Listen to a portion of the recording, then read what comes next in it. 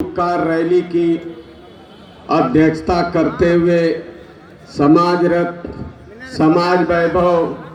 कतार के अंतिम व्यक्ति को जस और सम्मान दिलाने वाले ए बिहार के लाल रणविजय साहू, तुम्हें जय किशन साहू हृदय से प्रणाम, वंदन और अभिनंदन कर। मंच पर विराजमान तेली समाज को राजनीतिक अधिकार दिलाने वाले श्रद्धेय लालू प्रसाद यादव एवं पिछड़ों को अधिकार दिलाने वाले श्रद्धेय लालू प्रसाद यादव के पुत्र, भारत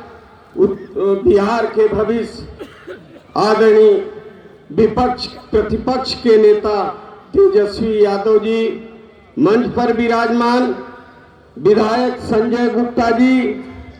आप लोग इधर हो जाते तो अच्छा रहता, नेता का मुंह देखकर बोलता है। विधायक संजय गुप्ता जी, युवा अध्यक्ष विनय कुमार जी, महिला अध्यक्ष श्रीमती सिम्मी सिंह जी, सिम्मी साहू जी, जिला परिषद अध्यक्ष खुशबू साहू जी, सम्मानित नीरज गुप्ता जी, भोपाल गुप्ता जी, अध्यक्ष रेवा गुप्ता, रेखा गुप्ता जी, सम्मानित संयोजक रैली बिट्टू शाह जी, मंजीत आनंद जी, महेंद्र साहू जी, आनंद जी बक्सर जिला अध्यक्ष और सभी मित्रों, इस रैली में आए हुए तेली और तेलिनों को उत्तर प्रदेश का तेली विधायक जय किशन साहू समाजवादी पार्टी अखिलेश जी के तरफ से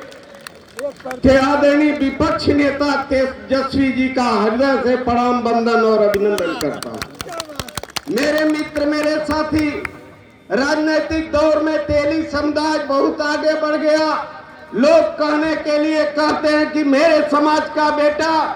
आदरणीय सम्मानित देश का प्रधानमंत्री है, लेकिन जय किशन तेली के शब्द में, डिक्शनरी में, मुसीबत के दौर में जो तुम्हारे साथ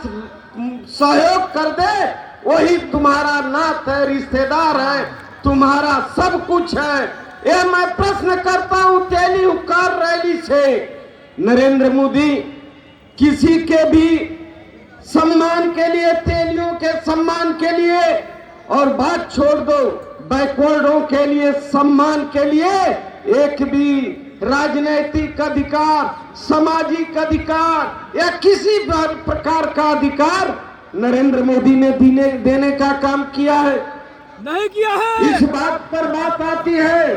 तो धीरे धीरे कभी भारतीय जनता पार्टी के लोग गांधी को गाली देते हैं, तो अब इस देश का गृह मंत्री सदन में बैठ करके डॉक्टर भीमराव अंबेडकर को भी अपशब्द कहने का काम करता है। मैं यही पूछना चाहता हूं कि जब अंबेडकर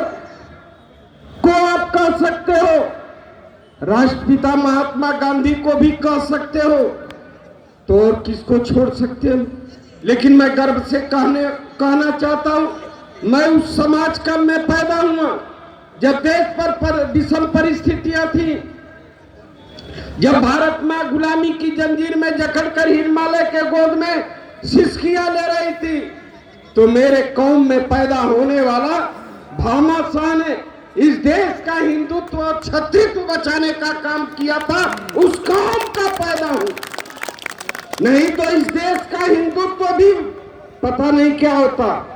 और क्षत्रित्व भी पता नहीं क्या होता। और उन परिस्थितियों में भामा शाह ने केवल पैसा भी नहीं दिया, अपने दो भाई विजयमल और ताराचंद को राणा प्रताप का सेनापति बना करके युद्ध के मैदान में भेजने का काम किया। उस कौम का